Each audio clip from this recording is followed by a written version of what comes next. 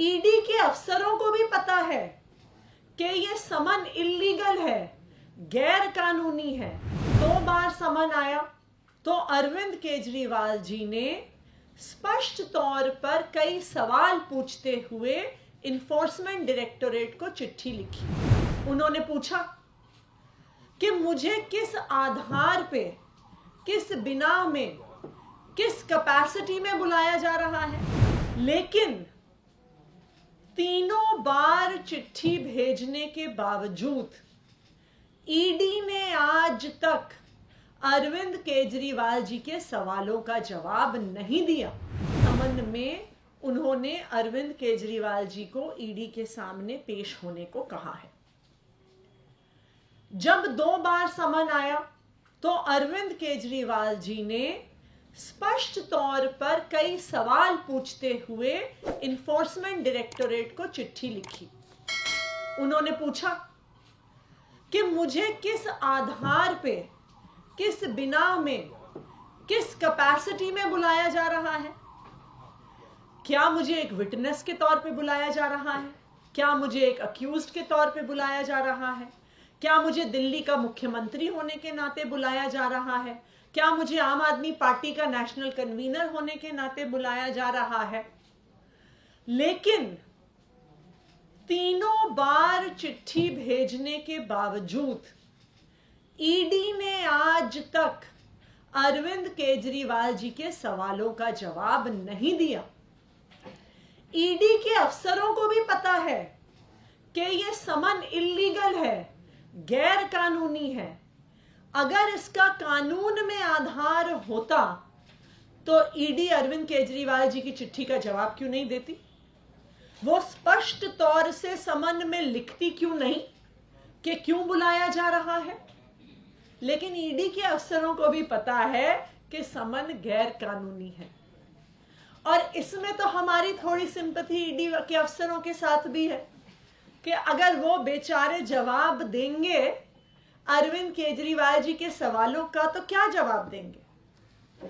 अगर वो सच सच जवाब दें तो उनको ये कहना पड़ेगा कि हमने तो ये समन इसलिए भेजा है क्योंकि हमें बीजेपी के हेडक्वार्टर से आदेश आया था, और हमने तो ये समन इसलिए भेजा है क्योंकि भारतीय जनता पार्टी के प्रवक्ताओं ने इस समन पे प्रेस कॉन्फ्रेंस कर दी है।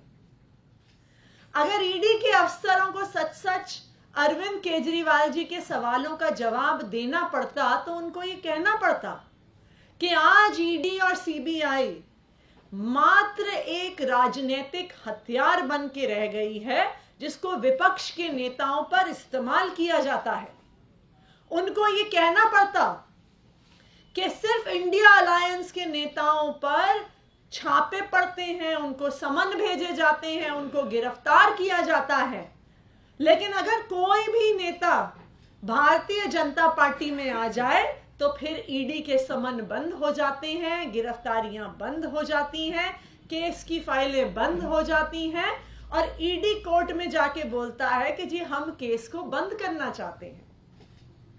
अगर ईडी को अरविंद केजरीवाल जी के सवालों का सच सच जवाब देना पड़ता तो उनको यह बताना पड़ता कि 1.5 साल की इन्वेस्टिगेशन के बाद भी हमें 1 रुपए के भ्रष्टाचार का भी सबूत नहीं मिला है, कि हमने 500 अफसर लगा दिए, हजारों जगह रेड कर दी, लेकिन अभी तक आम आदमी पार्टी के किसी नेता के खिलाफ, आम आदमी पार्टी के किसी मंत्री के खिलाफ हमें 1 रुपए के भ्रष्टाचार का ना तो सबूत मिला है, ना किसी के घर से, ऑफिस से, गांव से हमें 1 रुपया भी कैश बरामद हुआ है।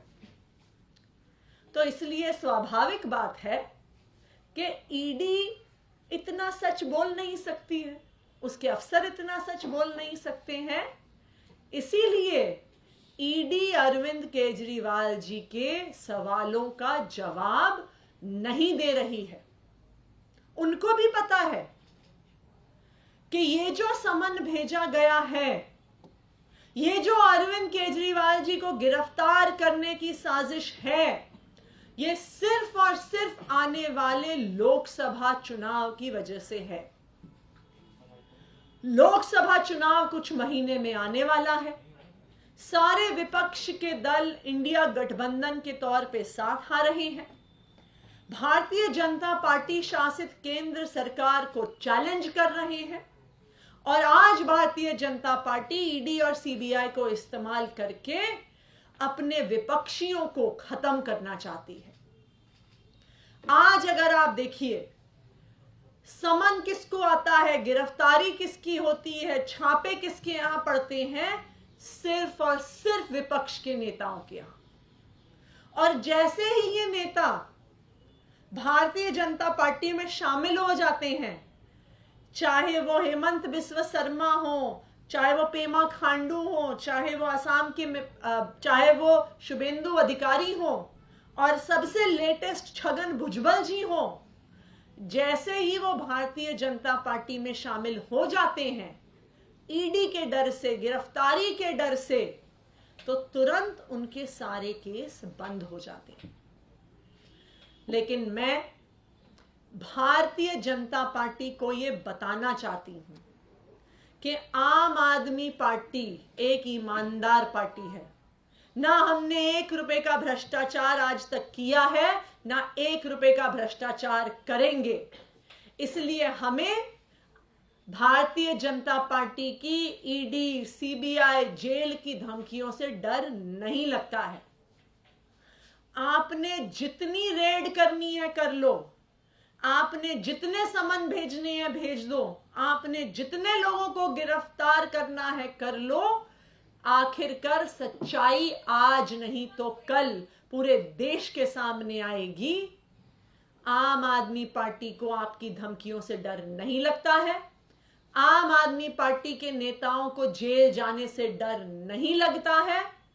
हम भारतीय जनता पार्टी शासित केंद्र सरकार के खिलाफ लड़ते रहेंगे, चाहे ईडी और सीबीआई की कितनी धमकी आ जाए।